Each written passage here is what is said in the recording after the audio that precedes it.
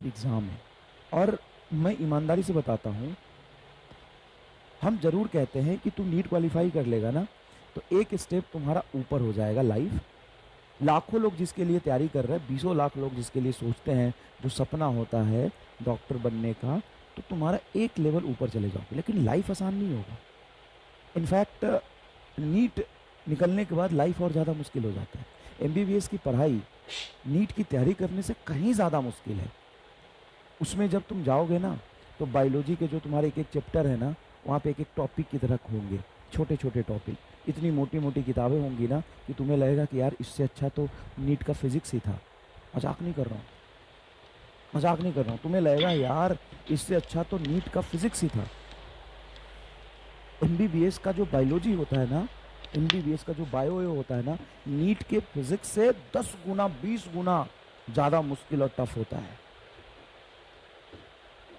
और उसके बाद 5 साल जब पढ़ाई कर लेगा ना, तो भी नौकरी की कोई गारंटी नहीं। 5 साल,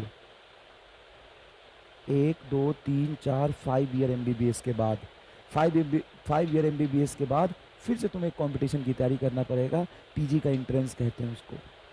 और उस पीजी के एंट्रेंस में भी बहुत ज़्यादा दिक्कत आएगी आपको। मेरे कई सारे ऐसे बच्चे हैं जिसको मैं जानता हूँ, बहुत अच्छा नीट में रैंक आया था 2016 में, 17 में, 18 में, उनको फिर से एक बार ड्रॉप करना पड़ गया पीजी के प्रिपरेशन के लिए।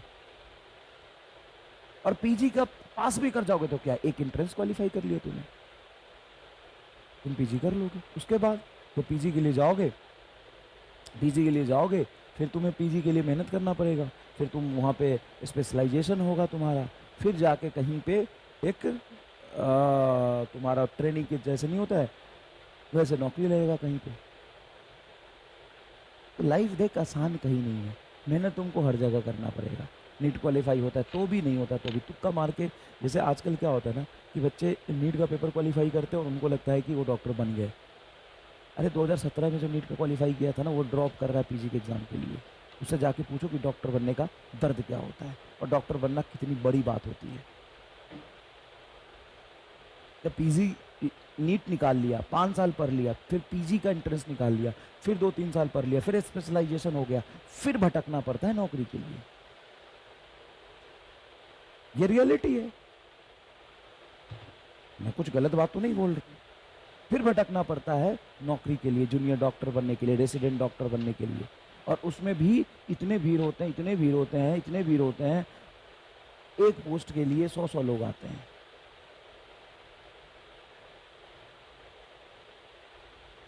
हो गया फिर नीट का एग्जाम निकाला नहीं कि डॉक्टर बन जाते हैं आजकल लोग। उनको समझ में आता है जब वो 2 साल कॉलेज में बिताते हैं।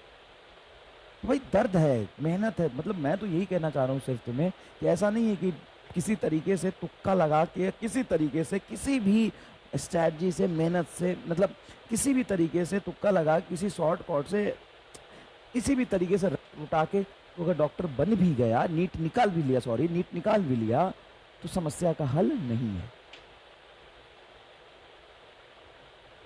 कह रहे तो हम क्या करें, जो सब कर रहे हैं, मेहनत। मेहनत हर जगह है, सही रास्ते पे चलेगा, मेहनत करेगा, पेन लेगा, तो आज नीट भी निकलेगा, कल तुम्हारा पीजी भी निकलेगा, परसों तुम्हें जो जॉब नौकरी भी मिलेगा। मेहनत, कोई तुक्काबाजी नहीं, तुक्काबाजी नहीं। तुक्काबाजी से कुछ कर भी नहीं पाएगा ना, प्रॉब्लम ये है। आज यहाँ पे एक सवाल में तू गलत लगा देगा तुक्के से कि ये मुझे लग रहा, तो उससे नहीं, कुछ नहीं होने जाना तुम्हें। 2 सेकंड के लिए अभी खुश रह ले, लेकिन जीवन बहुत लंबा है, वहां पे नहीं चलेगा तुक्केबाजी। क्या पता तुक्केबाजी से तो नीट भी निकाल ले, तो भी कुछ नहीं होगा। मेहनत से नीट निकाला होगा तभी कुछ होगा, क्योंकि कॉलेज में जाके तो पढ़ना ही है ना भाई। कैसे पढ़ेगा वहां जाके, कैसे पढ़ेगा वहां जाके।